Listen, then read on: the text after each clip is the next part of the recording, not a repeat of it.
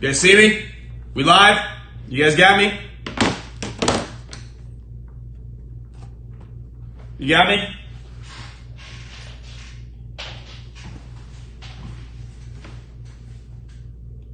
Two o'clock, 2:05.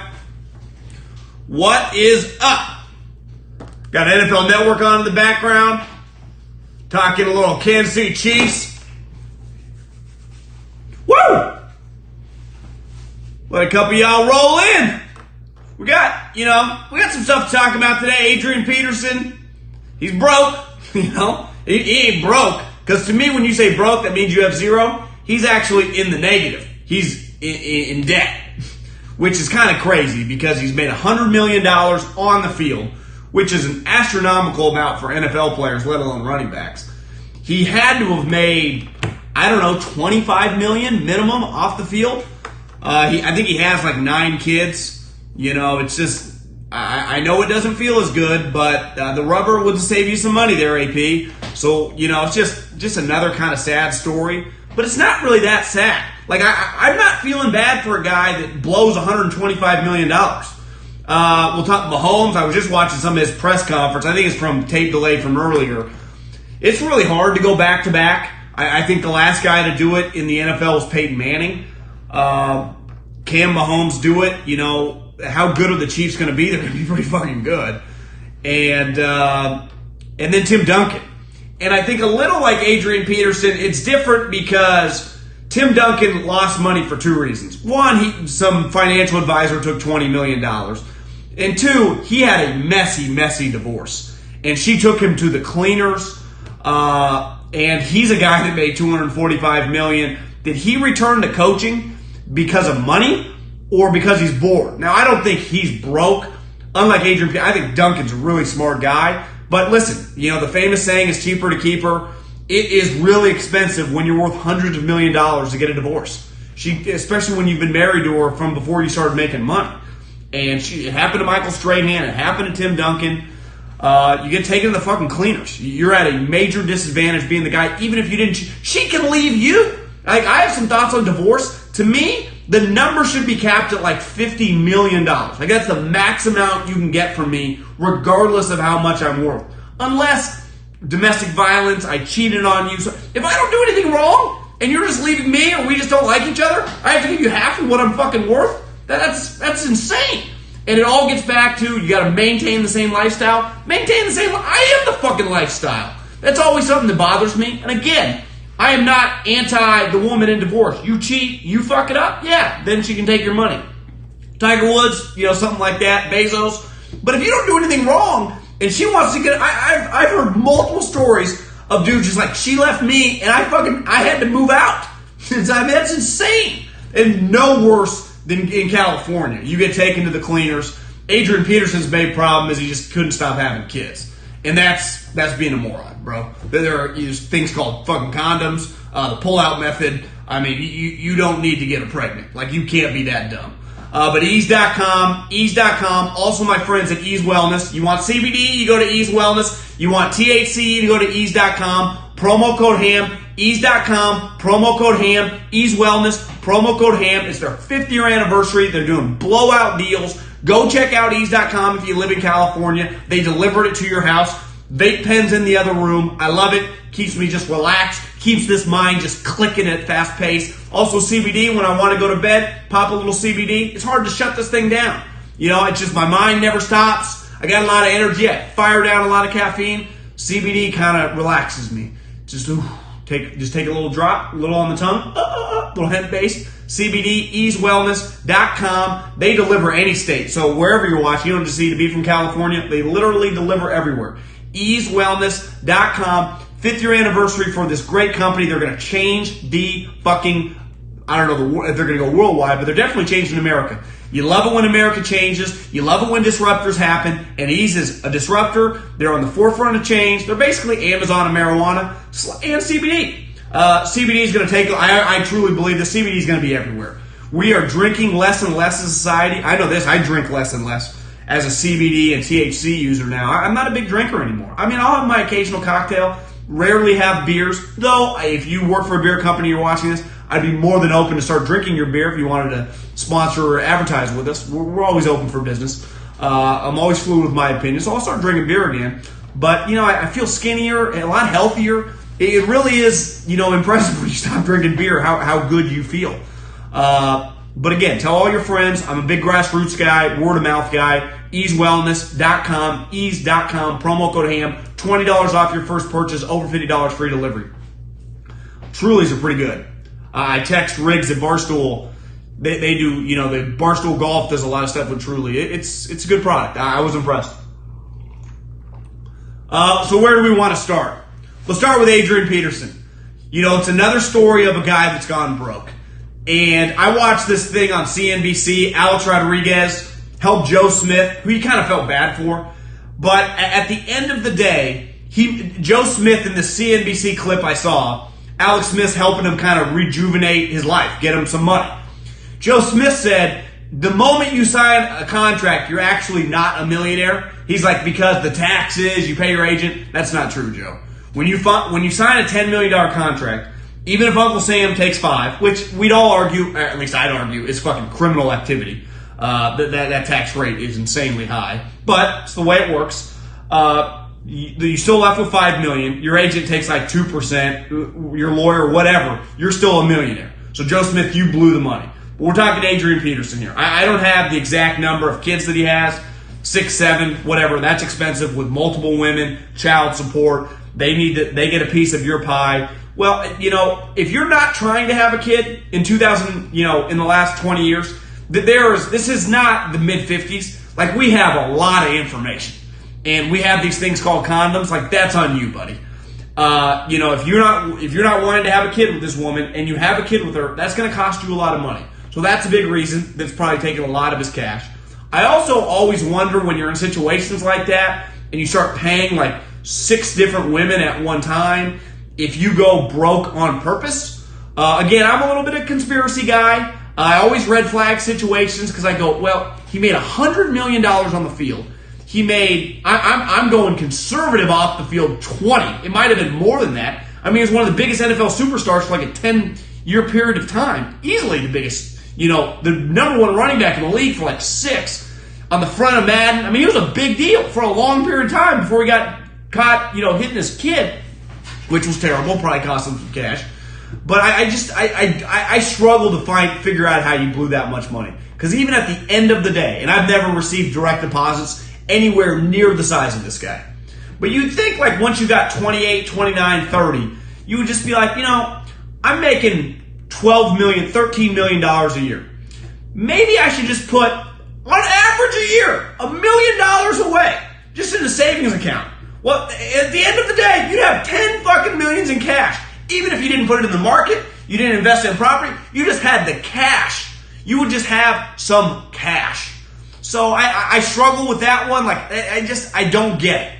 I get when you're young, 21, 22, 23, 24, 25, blowing a bunch of cash. And you banging a bunch of chicks, having a bunch of kids, that's going to be really expensive. But there has to get to a point when you look at your bank account and you start going, maybe I need to we all do it at one point in time in our life. Again, money's all relative. Whether you make 10 grand, whether you make 100 grand, or whether you make 100 million. Money's all fucking relative. So you start looking at your finances, you start looking at your expenses, and eventually it clicks. Now maybe he never ever did that. I don't know how that's possible because he's like my age. You would think at like 30 years old, you start going, well, this isn't quite adding up. Maybe I need to put a little bit over here. So at the end of the day, I don't feel that much sympathy for him where I would. I haven't read the story about someone took advantage of him. I always feel sympathy in that case. It happened to Garnett. It happened to Duncan. It looks like it happened to Adrian Peterson. That to me, I'm a big believer. White collar criminals who steal millions of dollars deserve to be fucking thrown into the can just like murderers and pedophiles. When you actively, and again, the amount matters to me. Like you steal, I've had money, business deals go awry and you could, is there legal action I could take? But if I'm talking 10, 20 grand, yeah, is that guy a criminal or is he just a scumbag? But to me, once you get, and you could argue he is a criminal, because 20 grand to me might be 20 million to some super rich guy. But I know this, the moment that you fucking start stealing millions upon millions of dollars, And no, regardless of the stance you take, well, actually, we used this, he signed off on this, to me, you deserve to go to jail. And I think we should do a better job in this country of taking advantage of Bernie Madoff's the higher end, but anyone that's stealing millions of dollars from people there should be a place in jail, right next to the pedophiles, right next to the murderers, right next to the fucking whoever else the criminals are. They should sit right with them. So this guy that took millions of dollars from Adrian Peterson, because I do agree, like, if you should go meet with Joe Schmo of blank finance, financial, Middlekauff finance. If your lawyer or your agent is telling you to go meet with the guy, or even another teammate of yours, you're going to be like, oh, this guy's probably pretty legit. And then you sit down with him, he's got a suit and tie in a nice office. Unlike Twitter makes you think that everyone's racist and everyone hates each other. That is clearly not the case. We all go out in society every day, and most people are relatively friendly. Like, most people don't think like that. So most people, even with money, if you're hesitant to trust someone, you want to see the good in people. Now, sometimes when you get crazy business deals and so, you're like, okay. But if someone recommends a financial officer to help you invest your money, to say that this guy knows how to make you money, he has big money clientele, and that's either coming from a teammate, an agent, you're going to assume the best in that guy. And even if you went in somewhat closed-minded, if that guy can kind of sell, you might leave that meeting believing him.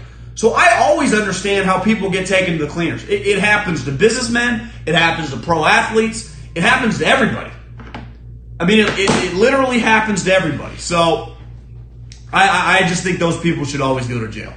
I don't know what Adrian Peterson is going to do. Maybe start going to Oklahoma, start doing some card signings. Is he allowed back in Minnesota? It didn't really end there very well. I will say that Adrian Peterson's one of the better NFL players the last 20 years. And he was a flawed player. Couldn't catch, really, and he wasn't a great blocker. But he was as good of a runner between and outside the tackles as you'd ever seen. I mean, he could run over people. He could run by people. He could make people miss. He could make something out of nothing. He was an elite running back. Now, the irony is like a young, in his prime Adrian Peterson in 2019, wouldn't be that ideal. Again, can't catch and can't pass block. He ran fucking hard. He ran hard. He ran like he's chasing the dude that stole his money. He ran with a purpose. He was always one of my favorite players to watch, just because I appreciate anyone who plays with that much violence, anyone plays that hard, and running back's all my favorite position. What else? I was watching Patrick Mahomes talk today, and talking to Andy, they think Patrick Mahomes is like as high of a character and well-rounded of a kid as you're going to meet.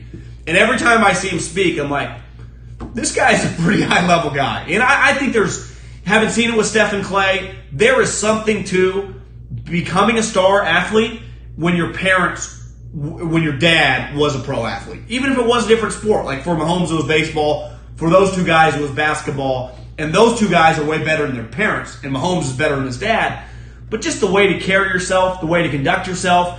All three of those dads grew up in an era where respect and carrying yourself with class was still valued. Like, that's not valued anymore. You can just be LeBron and blame the owner, and it's always fucking player empowerment. We're always getting fucked. That was not the way things happened back then. Even though you could argue back in the 80s and 90s, players were legitimately getting fucked because they didn't make that much money. Contracts were much differently. No one's getting fucked today. I got news for you. No one's getting fucked.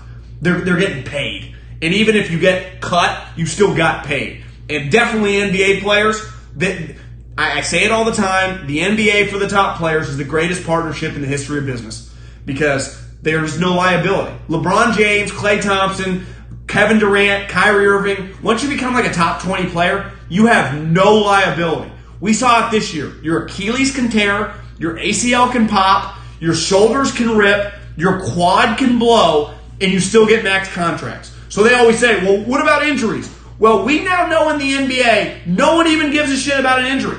You can rip your quad. If you're a top 20 NBA player, we'll max you. So they have legitimately no liability. People forget this. Owners pay for the coaching staff, they pay for the players, they pay for the doctors, they pay for the team travel, they pay for all of the marketing, they pay for literally everything. The players have to do nothing. So just be careful when the players are telling you they're always getting screwed, because they're not. And that's one thing I think that Steph and Clay, that I admire about them the most. They conduct themselves like, yeah, it's real. I'm lucky to be in a situation where someone pays me $200 million. You know why? Because most of America makes 50 grand. So we don't want to be talked down to by the guy making $200 million like he's getting screwed. That turns the consumer off. And that's a big issue for basketball. It can be an issue for football too. But the one thing with football is players, unlike basketball, consistently get yelled at and are consistently screamed at. So there's a little more humility with the players just by the nature of the sport, because you're constantly getting yelled at. Like, how many NBA players get yelled at? Seriously. 10? 20? Like the Spurs? That's it? Like, Brad Stevens ain't yelling at anybody. Brett Brown's not yelling at anybody. Frank Vogel's not going to yell at anybody. Doc will yell at some people. Kinda. I mean, it's a small list. Where in the NFL, every position, I mean, even quarterback, Brady gets yelled at. I mean, getting screamed at. Like, being motherfucked every day. In a meeting, at practice. Like, that just keeps you on your toes. Even if you make $7, $8, $9, $10 million. And no one yells at anyone in baseball. I mean, if you ever, most people never have the chance, but you go to batting practice, baseball players just like laying around, chilling. Now, it's the nature of the sport, but no one's getting yelled at. And definitely no one's getting yelled at in the NBA. In football, you're kind of always on your toes. So back to Patrick Mahomes, whenever I watch him, I'm like, God, this guy is really, really impressive. He's got a solid head on his shoulders. He's clearly just, he's coming at it from a position of strength that other players, just in fairness, like most of us, our parents weren't pro athletes. So he's seen something that everyone hadn't seen even by the time that he first got to the NFL. He was equipped to handle it. And I think that he's got a chance, especially now that Tyreek Hill is not going to get suspended, to go back-to-back. And I don't think he's going to throw 50 touchdowns. But what if he throws 43 and the Chiefs go 13-3? Their defense is going to be better. They're bringing back everybody on offense. I don't see how the team is, probably not the clear favorite, to be back with the Patriots in the AFC Championship game. And really, the playoffs for MVP don't necessarily matter. It's just based on the regular season. So they're more equipped probably to win more regular season games even than the Patriots. Now, the Patriots are going to be pretty good. I do not think they're trading Tyreek. I do not think the Chargers are better. How do you think the NBA will handle load management? I don't really know what they can do, to be honest with you. I think the Bears are going to be a 13-win team. I think the Bears win the division again. How many games they win last year? 12? I think they win 12 or 13 again. I would not trade Will Smith.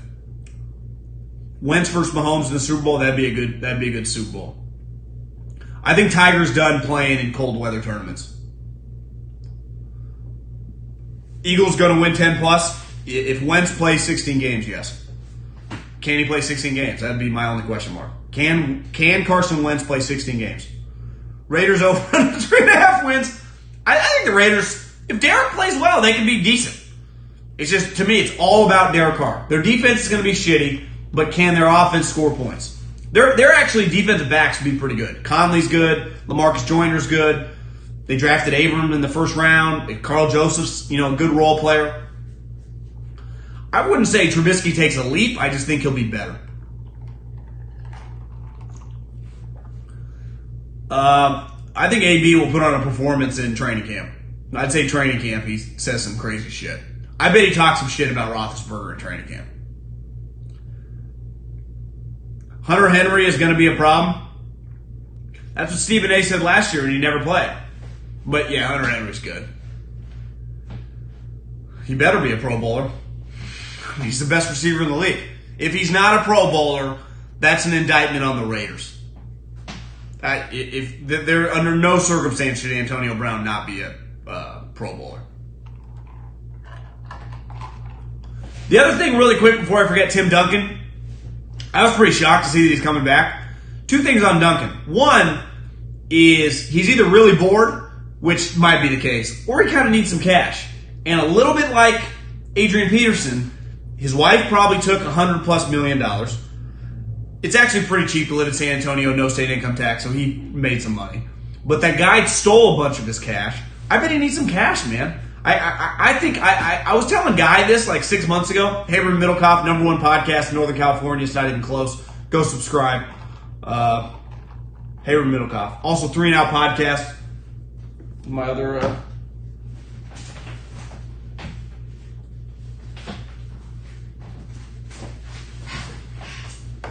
3 and Out podcast right there. Also, brand new one out right now. Go get it. I got podcasts for you. Left, right, content, nonstop. I'm a big believer in this. If the guy does not cheat on the girl, no domestic violence, no problems beside we just do not like each other, and we have to split up our assets for the super rich, and this would impact a very small percentage, but people like Tim Duncan, there should be a cap number. It should be a federal mandated cap number. I shouldn't have, if I've made $500 million and we've been living like king and queen, if you divorce me, you want out, then you don't get to take half of what I made. That always makes me really uncomfortable. When she leaves the guy and then she takes him to the cleaners. And it happens all the time in California. And it's something that constantly makes me very, very uncomfortable. That number should be capped. Maybe 20 million, maybe even 50 million. Like if I'm worth $1 billion and we just don't like each other, like our relationship just run its course, we're going to get a divorce, and I'm going to pay child support or whatever. The irony when you pay child support, and this is the fucked up part, you actually cut her a monthly check. So let's just say it's a lot of money. Let's say you're paying them $10,000 a month. She doesn't have to give any of that money to the kids. She pockets that money. So you're basically she's on salary. She's getting her $10,000 for the kids. You end up paying for everything for the kids. It's a very, very fucked up system. And I think it's something that needs to be worked out because it's not fair. Again, I'm talking about people where you just have an amicable, we don't like each other, we're going our separate ways. Now, if she was cheating on you, that's the fucked up part. She can cheat on you, you get a divorce, and she gets cash still. But if you cheat on her, you still got to get, it's the same deal. It doesn't seem fair. It's not fair. Now, you could argue life's not fair. I agree. But when it comes to money, for the most part, we operate by laws. And the laws on divorce law seem a little fucked up. Seem like they're a little bit behind the times. I agree. There should be a cheat clause. I feel bad for Tim Duncan.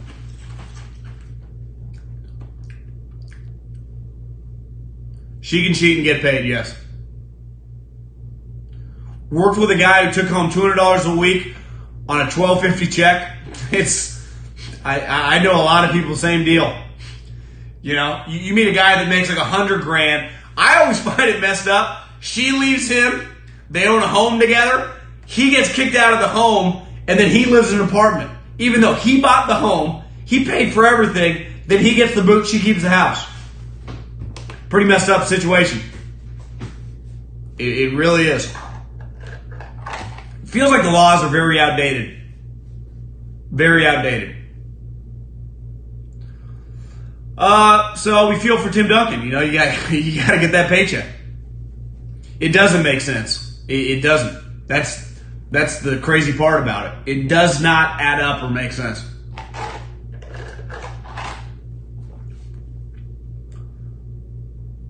I feel like Tim too boring for TV. I miss that. Isn't a TV... Oh, Tim Duncan. Isn't a TV better gig? No personality? Some people don't like the media. You know, Tim Duncan's not a media guy. Some people don't have a personality. Some people can't talk. Some people can coach. Like, would Greg Popovich be good on the media? No. Would Bill Belichick be good on the media? No. They don't respect the job. You know, maybe some of them do a little bit, but they don't want to do it. To me, the media... You see a lot of former players... who are, and even coaches, who are awful. Like, I don't want to watch this guy talk. He's collecting a check. I do this, 1, because I like it. 2, because it's the only thing I'm good at. 3, because, like, I want to do this. I think you just see a lot of people faking it. A lot of people faking it, man. There's never been more money in the media, so you see a lot of these former players faking the shit out of it. I always have a problem with the guy who's a dick to the media during their career, and then their career ends or the coach gets fired, and then they join the media. To me, Jim Moore is the biggest fraud. A royal asshole to everyone in the media, then he joins? How does that work? That doesn't add up to me. To me, if you're like J.J. Redick, he's super active with the media, he's going to be good with the media. Vince Carter, super active. Charles Barkley was always active. It makes sense. Shaq, super active. A lot of NFL players. Greg Olson, super active. Joe Thomas, nice guy. To me, if you're an asshole of the media and then you join the media, you're a fraud. And again, we're a country that's full of frauds. I just like calling those frauds out. The moment I see a guy on television, I just change the channel. Like the Randy Moss, I like Charles Woodson, but I didn't feel like he even wanted to do it. He's just too easy money. Moss, the worst case. But to me, you get like Randy's so famous, he can pull it off. That's why I preach about Peyton Manning. He's like, one, I don't need your money. Two, you can't afford me. I've been making $20 million for 20 years, so I ain't working for you for 7. I mean, fuck, someone paid me $7 million. I'd move to like Egypt tomorrow. They're like, hey, you want to cover Egyptian soccer? $7 million. I'm like, see ya. Peyton Manning, ESPN's begging him, on their knees begging him, paying him like $10 million a year, and he says no. God, that's got to be the best feeling in the world. I think we all aspire to get to a point where large sums of money mean nothing. Where you can say, no, I'm good. I'm fine doing what I'm doing. I don't need your money. Now, we all say, I don't need your money to smaller amounts, whatever relative in your life. But once you get to the point where you're turning down 5, 10, 20 million, God, it's got to feel good. I want to do what I want to do. No, Monday Night Football is just booger. It's booger and testator. It's tough. The irony of Jason Witten is I listened to a podcast with him a while back, Ryan Russillo, and he was really good. I mean, he was like, this guy is a badass. I'd want to be friends with Jason Witten. I felt bad because I was someone that made so much fun of him on Twitter. And then you listen to him on this podcast, you're like, this guy can run for president. This guy, I wish the guy was my drinking buddy. I wish this guy was my friend. I want this guy in my life. But watching him on television, he was the worst color commentator I've ever seen any sport. Now, you could argue it's not even fair, right? They put him in an impossible situation. It's like he just retires, go to Monday Night Football. That's not the way you do it. Even Troy Aikman went to NFL Europe for a while. Chris Collinsworth started doing college games. You need reps at whatever you do. Tiger Woods didn't just start playing at the Masters, worked his way up. It's just, they threw him into the deep end with a guy that couldn't swim and he sank. I would blame ESPN, to be honest with you.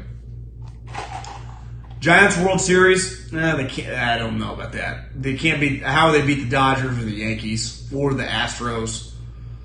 I don't even think they can beat the Cubs in a 7-game series. I don't even know who the guy the Cubs were throwing yesterday. They got Darvish tonight, and Darvish was good his last start. Lester, who just will pitch well against the Giants.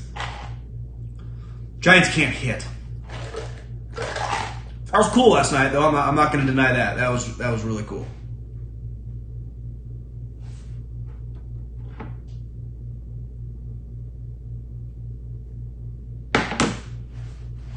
What time is it? 2:35?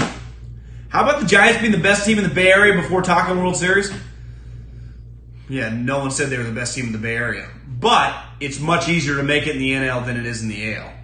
Like the A's, who are better than the Giants, play good teams in the AL. Like the Astros, just better. Same with the Yankees. They're just better. You could argue that the A's are the third best team in... You could argue they're the fourth best team in baseball. If you have the Yankees, the Dodgers, and probably the Dodgers, then the Yankees, then the Astros, I could argue then the A's. But the problem is the A's aren't beating any of those teams. And I'm someone that I put $500 last year on the A's in that wild card game. And Billy threw an opener. Now, he's been good. Liam Hendricks is their closer this year. He's a good player. But I can't believe he threw an opener in a playoff game. In a must-win situation. The guy shit the bed, and we lost. I say we because if I bet on you, it's we. Pissed me off. And I believed in the A's last year, and they're better this year probably. Now I know their bullpen's not as good, but their team's just better. To me, at any moment in time, they can score 10 runs. Hendrick's on something, for sure.